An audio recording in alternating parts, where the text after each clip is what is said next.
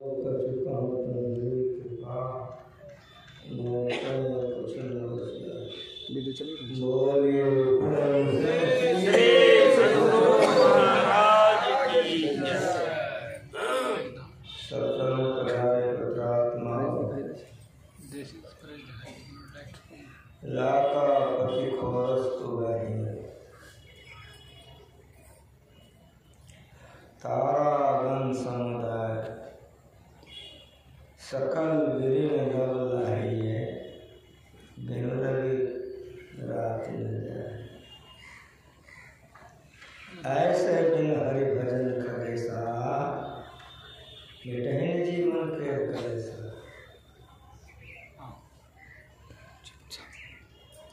राका पति खोरस्तु वही राका होते चंद्रमा खोरस स्वर्ग। पूर्णिमा के दिन चंद्रमा का उदय होता है 16 कलश से, इसीलिए पूर्णिमा के दिन पूरा प्रकाश होता है। अगर गगन में बादल नहीं रहे तो बहुत इतनी अच्छी लगती है, लगता है कि दिन हो गया, पूर्ण प्रकाश होता है।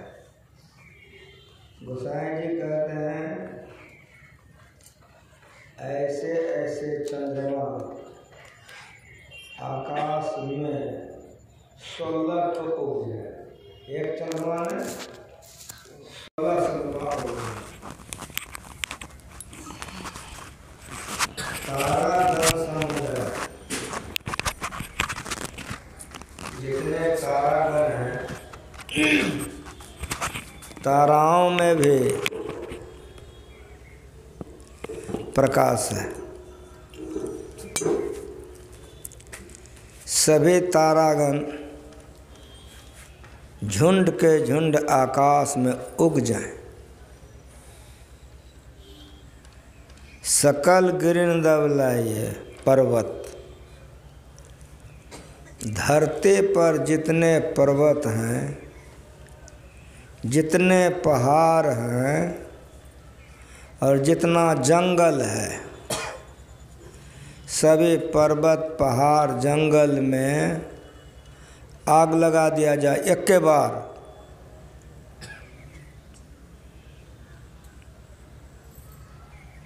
तब कहिए कितना प्रकाश होगा। आकाश में 16 चंद्रमा उगे हुए हैं, तारागणों का झुंड उगा हुआ है। धरती पर के तमाम पर्वत पहाड़ जंगलों में एक ही बार आग लगा दिया गया है। कहिए कितना प्रकाश होगा? कहेगा बहुत प्रकाश हो गया। लेकिन यदि कोई आपसे ये पूछ दे कि दिन हो गया, रात्रि चली गई, तब क्या कहिएगा? इतना प्रकाश होने पर भी कहना पड़ेगा कि दिन नहीं हुआ है, रात्रि नहीं गई है। ऐसे ही बिनु हरि भजन खगेसा। का घुसुंडी जी गरुड़ जी से कह रहे हैं कि हे पक्षीराज गरुड़ सुनो, सारे संसार की सारी संपत्ति समेट करके किसी एक को दे दिया जाए, सारे संसार की सारी पत्नियां किसी की पत्नी हो जाए, संसार के सारे पति किसी का पति हो जाए, संसार के सारे लड़के किसी का लड़का हो जाए, संसार की सारी लड़कियां किसी की लड़की हो जाए, संसार की सारी पद प्रतिष्ठा दे दिया जाए। इतना देने के बाद भी उस व्यक्ति से पूछा जाए कि दुखों का अंत हो गया, शांति मिली, उत्तर होगा नहीं। जब तक भजन नहीं करेगा, ऐसे बिन हरि भजन खगेसा।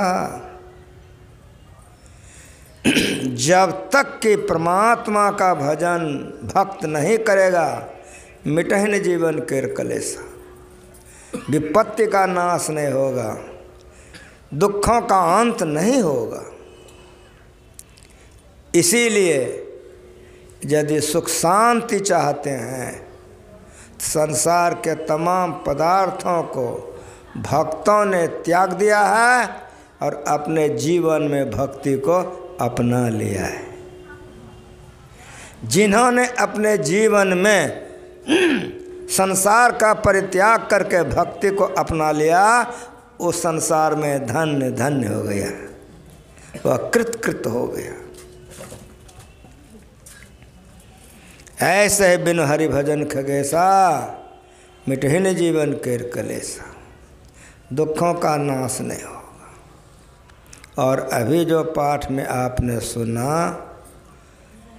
यहाँ प्रेम करने की बात है। बड़े बड़े ब्रह्म विद्या में जो प्रवीण सब महापुरुष हैं, उनकी वाणी है, सब जमा है वहाँ। क्या कहा? करिय राम पद पंकज नेहा। शिव जी को अगर भगवान मानते हैं तो शिव जी कह रहे हैं, ब्रह्मा को अगर भगवान मानते हैं तो ब्रह्मा जी कह रहे हैं,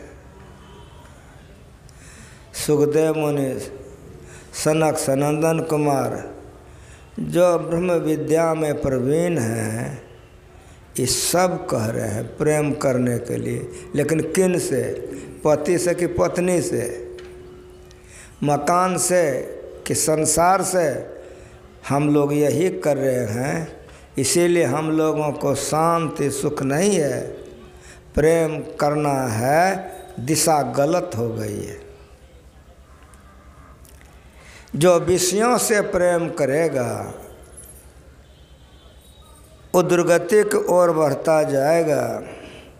जो विषयों से मन को तोड़ करके निर्विषय परमात्मा में प्रेम करेगा, वही सुख के ओर जाएगा।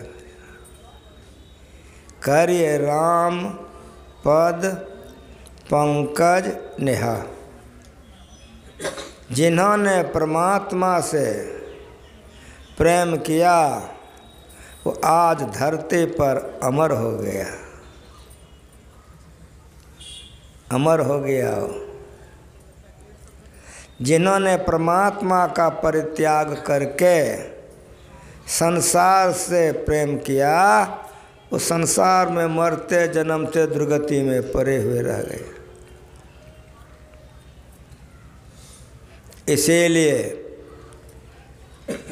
करिय राम पद पंकज नेहा। फिर कह रहे हैं कि श्रुति पुराण सदग्रंथ कहा है। मैं कह रहा हूँ कि रामायण से कहा गया, वे भी कह रहे हैं कि हमसे पहले कहने वाला कह के गया है। श्रुति कहते हैं वेद को। वेद का पहला नाम श्रुति है। कहेंगे कि वेद का पहला नाम श्रुति क्यों है? तो उस समय में कागज और स्याही का आविष्कार नहीं हुआ था। न कागज था न स्याही थी, तो किताब कहाँ से आएगा, लिखेगा कैसे? भक्त लोग गुरु से इस ज्ञान को सुनते थे और सुन करके याद रखते थे। उन लोगों का मस्तक, उन लोगों की मेधा शक्ति इतनी अच्छी थी कि जो सुनते थे हूबहू बतला देते थे। इतना बढ़िया उस समय मेधा शक्ति थी। समय बदला, कागज स्याही का आविष्कार हुआ, लिखा गया, पढ़ा गया, तो वेद नाम हुआ। ऋग्वेद, यजुर्वेद, अथर्ववेद, सामवेद आदि आदि 4 वेद है। चारों वेद पुराण 18 है, ब्रह्म पुराण, शिव पुराण आदि आदि। चारों वेद और 18 पुराण कह रहा है। क्या कह रहा है? श्रुति पुराण सदग्रंथ धरती पर के जितने उत्तम उत्तम अच्छे अच्छे सदग्रंथ हैं, सब कहा है। इस सब का सब क्या कह रहा है? श्रुति पुराण सदग्रंथ कहा है। क्या कहा है?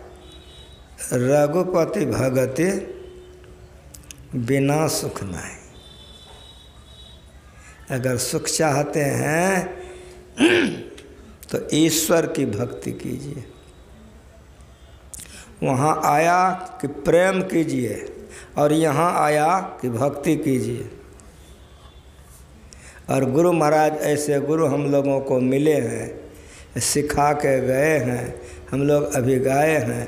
प्रेम भक्ति गुरु, ये दुइये शब्द में, एक लाइन में सारे ब्रह्मवेत्ता, चारों वेद 18 पुराण की बात गुरु महाराज जी रख दी है। हाथ में आया रतन लेकिन कदर जाने नहीं।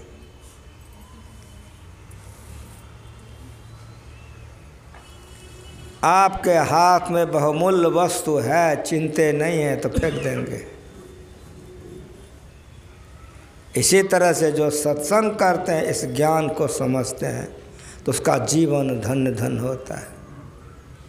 अब जो इधर पाठ है, उपमा उपमा है। उपमा क्या है? तो आप लोगों ने सुना कि कमठ पीठ जाम है बरोबारा। कछुए के पीठ पर बाल नहीं होता है, लेकिन पाठ में सुनिए, कमठ पीठ जाम है बरोबारा। अगर कोई कह दे कि हम देखे हैं, कहीं हाँ हो सकता है, जबकि कछुआ के पीठ पर बाल नहीं होता है। बंध्या सुत बरुका हुई मारा, उसको तो संतान है ही नहीं, संतानहीन है, उसी को बांझ कहते हैं।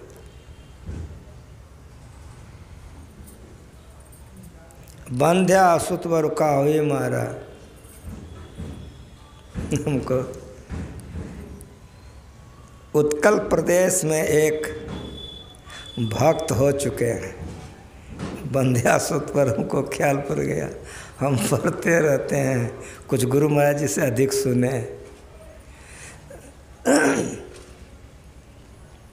उत्कल प्रदेश में एक भक्त थे, गंगाधर,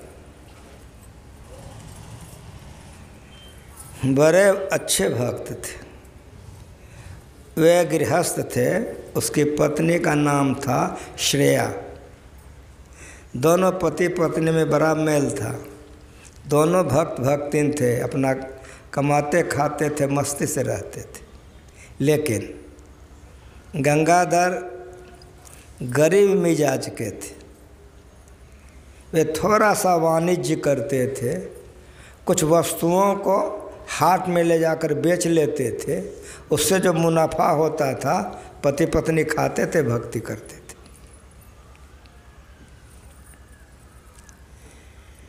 एक दिन श्रेया समाज में घूमने गई थी। सारी बातें तो बहुत अच्छी थी, लेकिन श्रेया संतानहीन थी।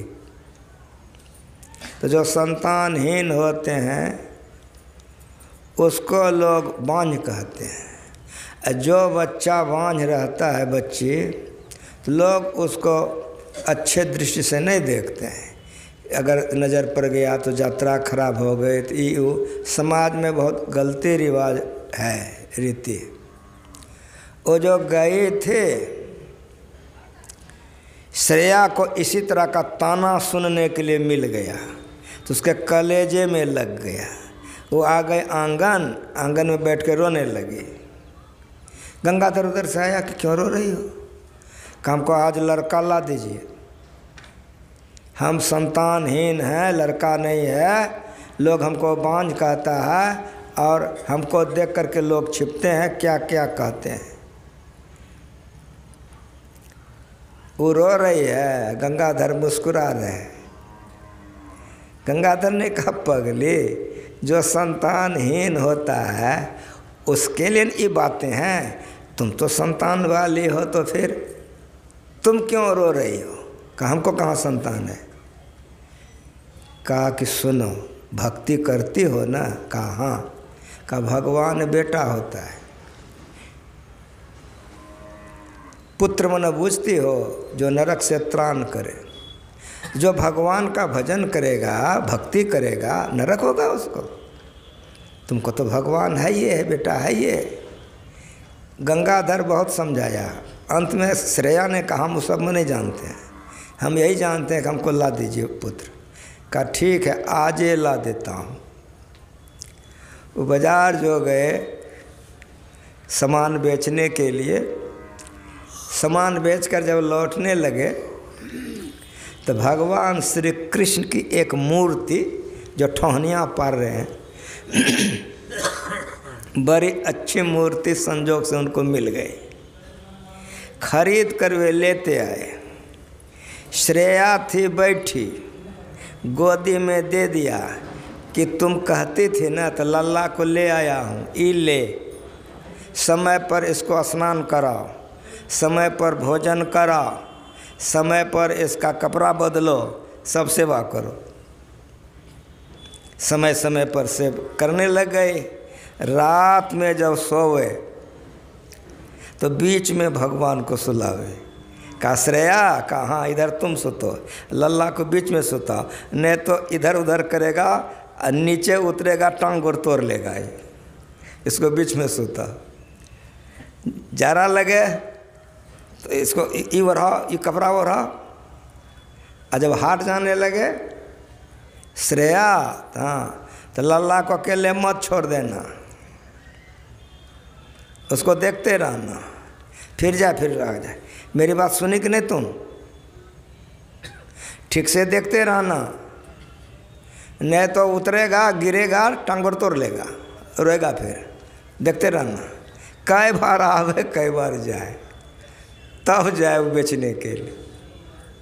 इस तरह से दोनों पति पत्नी का जीवन खूब सुखमय हो गया, आराम से बीतने लगा। एक दिन गंगाधर गए थे बाजार सौदा बेचने, रोज जाते थे। संजोग हो गया उस दिन उसकी दुकानदारी बड़ी अच्छी चल गई। परिणाम क्या हुआ? रात अधिक हो गई, अंधियाली रात थी, माथे पर पोटली था, सब के सब आ रहे थे। वो आ जो रहे थे, पैर में किसी चीज़ का ठोकर लग गया। ठोकर लग गया तो मुँह भर गिर गया, और मुँह भर जो गिर गया तो नाके में चोट लग गई। वो जो चोट लग गई तो छटपटाने लग गए। सारे लोगों ने उसको संभालने का प्रयास किया, लेकिन 2 बार हिचकी हुई, बस गंगाधर का शरीर ही छूट गया, अनर्थ हो गया। अब सारे लोग घबरा गए कि अब श्रेया को क्या कहेंगे। अब तो श्रेया अकेली हो गई। सब राही लोग जो चिंते थे सब मुँह लटकाए आए।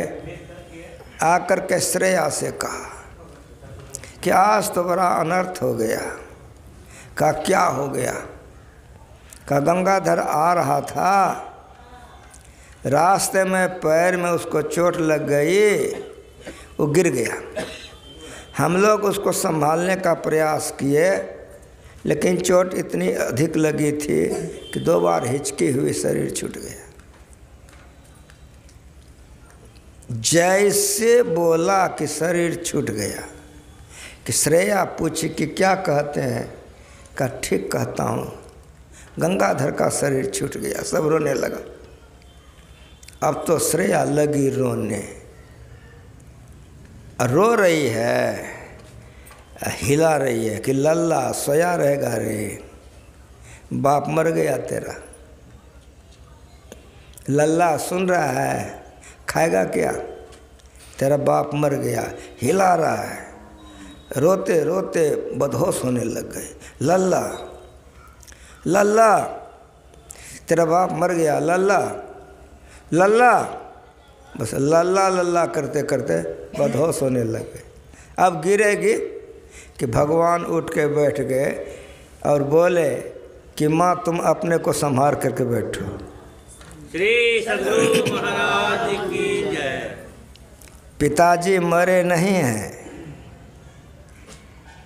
का तो का बदहोश हो गए हैं, मरे नहीं हैं। तुम चली जाओ, तुम जाकर के कह देना कि लल्ला तेरे लिए रो रहा है। जैसे तुम कान में कहोगे कि लल्ला तेरे लिए रो रहा है, वो तुम्हारे साथ दौड़ ले आ जाएगा। तुम चली जाओ। श्रेया ने कहा हम नहीं जाएंगे। कहा क्यों नहीं जाओगे? कहा फिर तेरा बाप ताना मारेगा, नहीं देखता है। जब जाता है तो 5 बार दौड़ दौड़ के आता, अकेले मत छोड़ देना। हम जाएंगे वहाँ, फिर वो बकबक करना शुरू करेगा, तू ही चला जा। बाप को ला उठा करके भगवान मुस्कुराए, कहा माँ एक बार तू मेरी बात मान ले। तो श्रेया ने कहा तेरा बात मानूं या तेरा बाप का? मानना तो पड़ेगा। यदि तू कहता है कि एक बार तू मेरी बात मान ले, तो तू मेरी बात मान। का बोल। का तुम पलंग से नीचे नहीं उतरेगा? का नहीं उतरूँगा। का और सुन, घर से बाहर नहीं निकलेगा? तो नहीं निकलूँगा। का झूठ तो नहीं बोलता है? का झूठ नहीं बोलता हूँ। जब तक तू नहीं आएगी हम नहीं जाएंगे। का देख लेना। का जा तू।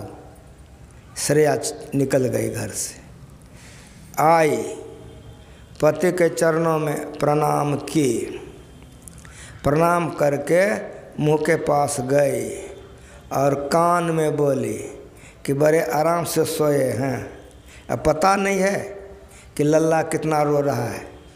जैसे कहा कि लल्ला कितना रो रहा है कि गंगाधर उठ करके बैठे गए। श्री सद्गुरु महाराज की जय। मंगा के पढ़ के देख लीजिए। दंत कथा कहने के लिए मैं नहीं आया हूँ, प्रमाण के साथ सुनिए।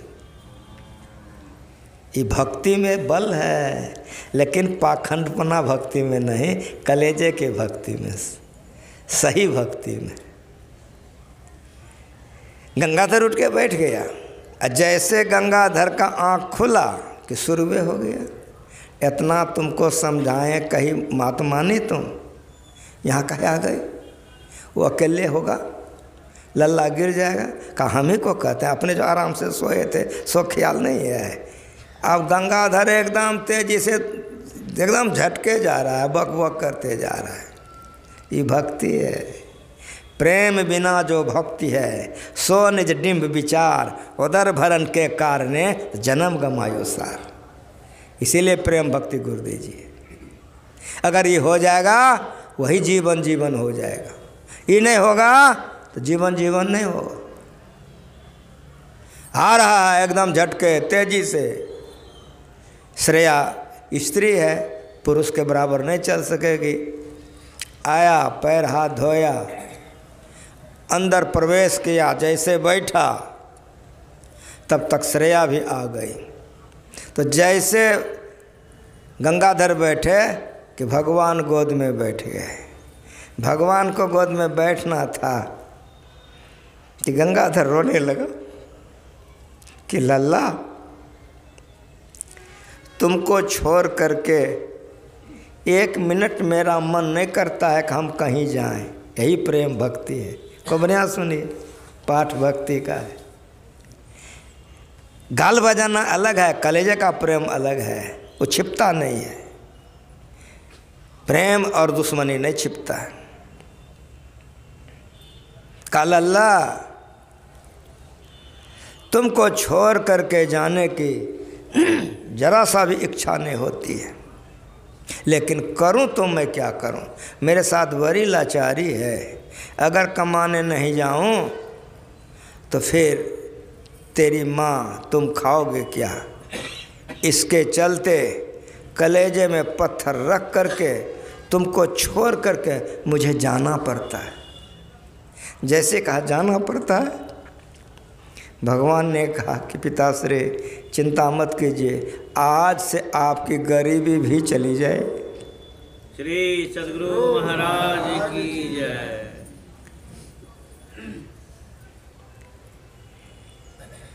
जो प्रेम से भक्ति करता है उसके जीवन में असंभव बात संभव हो जाता है। खंभा से भगवान फोड़ के निकल गए, हिरण्यकश्यप को मार दिया। ये भक्ति का परिणाम है, ये भक्ति का परिणाम है।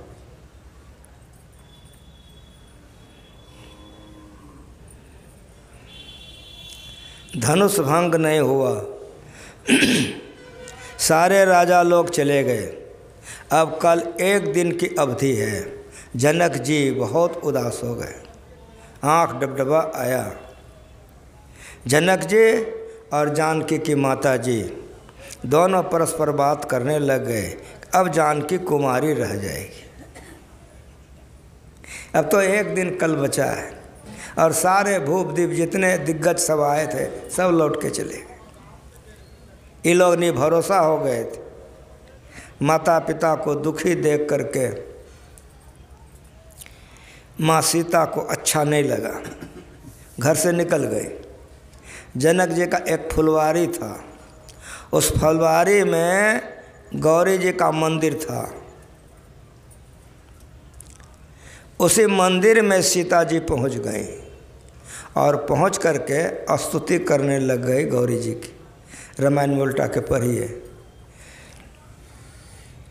सीता जी कहती हैं, जय जय गिरिवर राज किशोरी, जय महेश मुख चंद चकोरी, जय गज बदन सडानन माता। लंबा स्तुति है। खसी माल मूरत मुस्काने, जो पत्थर की मूर्ति थी गौरी जी की, वो हंसने लग गई। ये भक्ति का प्रभाव है। गुरु महाराज से, ईश्वर से प्रार्थना कीजिए कि हम लोगों को कलेजे में सच्ची भक्ति आवे, पाखंड रहित भक्ति। खसी माल मूरत मुस्काने, वो पत्थर की मूर्ति हंसने लग गई और बोली, पूजा मन कामना तुम्हारी, हे सीते आज ही तुम्हारी मनोकामना पूरी होगी। जैसे निकलती हैं भगवान गुरु के साथ आए हुए थे, दर्शन होती है, वे भवन जाती हैं, भगवान जाके धनुष भंग करते हैं, उसी दिन सीता जी की शादी हो जाती है।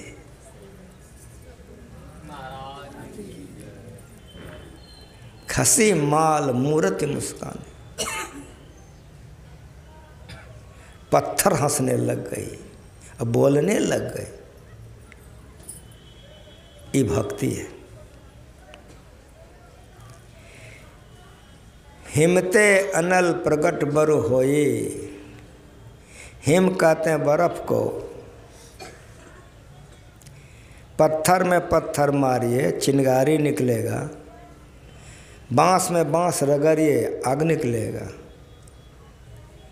लोहे में लोहे को ठोकिए आग पैदा हो जाएगा। लेकिन बर्फ़ में बर्फ़ रगड़िए धिधोरा हो गए ना, हम कहिए कलेजा फट जाएगा, रो दीजिए। हम लोगों का हृदय कितना उत्सट है। कौन ऐसा जन्म होगा कि ऐसी भक्ति होगी।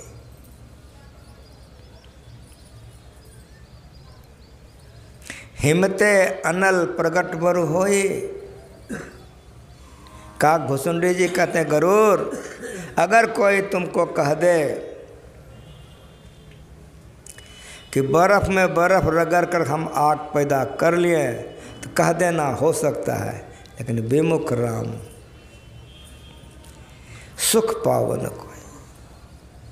जब तक ईश्वर की भक्ति आप नहीं करेंगे संसार में सुख नहीं मिलेगा, संसार से बाहर भी सुख नहीं मिलेगा।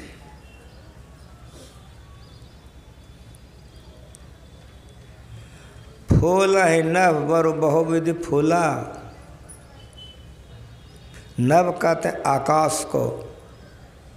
हम लोग फूल लगाते हैं, बीज डालते हैं ज़मीन पर या डाल रोपते हैं ज़मीन पर, आधार पर गाछ होता है, तब गाछ में कली होती है तो कली में फूल होता है। लेकिन ये कह रहे हैं, इतने बड़े बड़े ज्ञानी कह रहे हैं, क्या कह रहे हैं? फूल है नभ बरु बहुविध फूला। अगर कोई आपको कहे कि आकाश में रंग बिरंग का हम फूल देखे हैं, गुलाब चमेली फूला हुआ है, मानने लायक बात है। लेकिन ये कहते हैं कि अगर कोई कह दे कि मैं आकाश में रंग बिरंग का फूल देखा हूँ, कहना हाँ हो सकता है। फूल है नभ बरु बहुविधि फूला। लेकिन सुनिए, जीव न लह सुख हरि प्रतिकूल। ईश्वर को छोड़कर विषय भोग करके कोई चाहे कि हम सुखी हो जाएं, ये कभी सुखी नहीं हो। इस तरह से पूरे पाठ में उपमा उपमा है। अंत में एक दोहा पढ़ा गया है, वो यह पढ़ा गया कि वारी मथे घृत होय बरु सिकता ते बरु तेल बिनु हरि भजन न भवतरिये यह सिद्धांत अपे। पानी के मथने से घी निकल जाए, हो सकता है। वारी मना पानी, वारी मते घृत होए बरु। पानी को मत करके कोई कहे हम घी निकाल लिए हैं, हो सकता है। सिकता ते बरु तेल। सिकता कहते हैं बालू को। पहले तेली लोग थे, कोल्हू चलाते थे, तेल पेरते थे। अब तेली तो है लेकिन कोल्हू नहीं है। गुरु महाराज जी पीला सरसों का तेल लगाते थे। हमारे बहुत से किसान, बहुत से भक्त थे कि पीला सरसों पहुंचा देते थे। हम लोग उसको बढ़िया से साफ करते थे, धोते थे, सुखाते थे। हमारे सत्संगी लोग थे, तेली कोल्हू था, कोल्हू को खूब बढ़िया से सब चीज़ धोता था कि गुरु महाराज जी का तेल तैयार करेंगे, तब तेल तैयार करके पहुंचा देता था। उस तेल को हम लोग छत के ऊपर में पीतल के परात में कई दिनों तक सुखाते थे। कहेगा क्यों? तेल जो पेरा जाता है उसमें जल का छींटा दिया जाता है। वो तेल को रख दीजिए तो दुर्गंध हो जाएगी, माथे में लगाइए चिपचिप हो जाएगा। लेकिन उस तेल को आप धूप में खूब बढ़िया सुखा दीजिए। उस तेल से शरीर के लिए कोई तेल नहीं है, कोई तेल नहीं है। पहले माँ बहन बच्चों को यही तेल लगाती थी सरसों का, लेकिन अब तेली नहीं है, अब स्पेलर है। तो इतना केमिकल दे देता है कि डॉक्टर लिखता है कि तेल मत लगाइए। बड़े लोग भी नाक में लेते हैं तो झांस लगता है, वो झांस नहीं है, वो केमिकल है जो शरीर के लिए अत्यंत हानिदायक। एक ड्राम में 1-2 बूंद गिराता है, कितना तेज केमिकल है वो। इसीलिए अभी का तेल विशेष खाना भी शरीर के हितकर नहीं है। वो तेल परम पवित्र होता है, उसके मालिश से शरीर की वृद्धि, रोग का नाश होता है। वही तेल गुरु महाराज जी लगाते थे। कोल्हू तो नहीं है, स्पेलर बहुत है। 2-4 बोरा उसमें बालू गिरा दिया जाए, टीन भरेगा ना हो कहिए। लेकिन कहने वाला कह रहा है सिकता ते बरु तेल। अगर कोई कह दे कि बालू को पेर कर हम तेल निकाल लिए तो मान लीजिए कि हो सकता है, लेकिन आगे सुनिए, बिनु हरि भजन न भवतरिये, यह सिद्धांत पेल। इसी दोहे का अर्थ सुन लीजिए, आरती कर देते हैं। वहाँ का प्रेम करने के लिए, वहाँ का भक्ति करने के लिए, लेकिन यहाँ क्या कहा सुने आप लोग। यहाँ कहा कि बिनु हरि भजन न भवतरिये, जिस भक्ति से स्थूल से आप छूट जाइए, सूक्ष्म से भी आप छूट जाइए, कारण महाकारण से भी छूट जाइए और चेतन से भी छूट जाइए। यहाँ भव शब्द आया है, तो भव एक नहीं है। मेरा के वाणी में सुनिए, भव सागर सब सुख गयो। गुरु महाराज सिखा के गए हैं कि बेटा संतों की वाणी का मेल संतों की वाणी में देखो, मिल जाएगा। भव सागर सब सुख गयो है, फिकर नहीं मोहे तरनन की, मोहे लागी लगन गुरु चरणन की। भव सागर सब सुख गयो, सब बहुवचन है, 5 भव सागर है, स्थूल सूक्ष्म कारण महाकारण चेतन छूट जाए, ऐसी भक्ति होनी चाहिए। तो छठ पर्व से हो जाएगा, चौचंडा से हो कहिए, गाछी में सूता लपेटने से, गोबर में दूध ढारने से, एक टांग पर तपस्या करने से, उपवास करने से हो जाएगा ना, हो कहिए।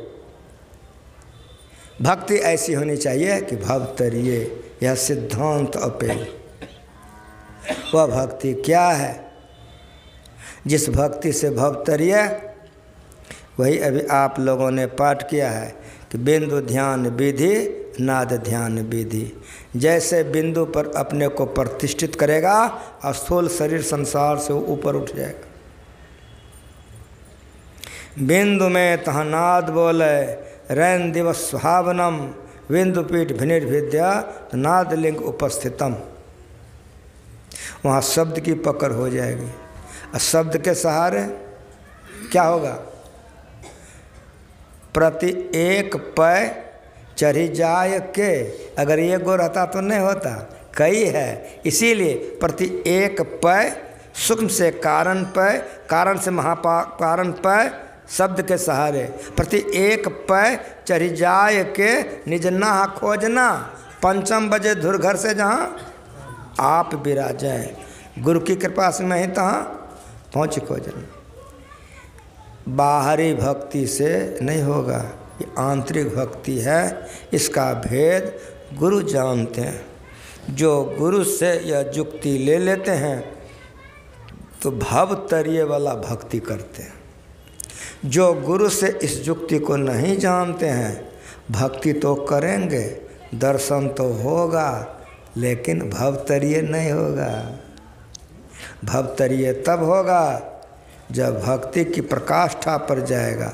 यह आंतरिक भक्ति है और ज्योति और नाद है। ये भक्ति करने वाला झूठ चोरी नशा हिंसा में विचार करेगा, आगे नहीं बढ़ेगा। इसीलिए इस भक्ति में सदाचार अनिवार्य है। सदाचार का पालन कीजिए, भोजन पवित्र कीजिए, आचरण अच्छा रखिए, ब्रह्म बेले में ध्यान कीजिए, स्नान के बाद ध्यान कीजिए, शाम में ध्यान कीजिए। ये ध्यान भवतरने वाली भक्ति है।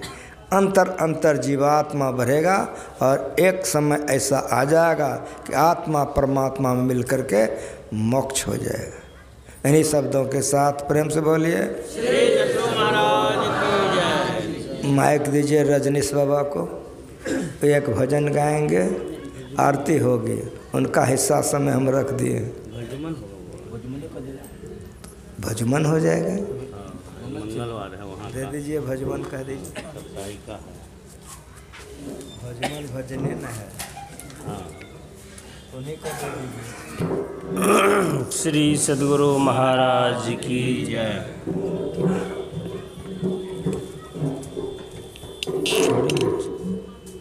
हम लोग करताली के साथ भजमन सत गुरु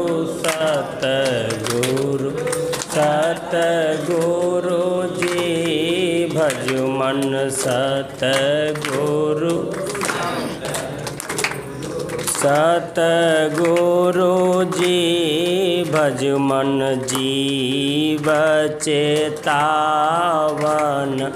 हंस ओवा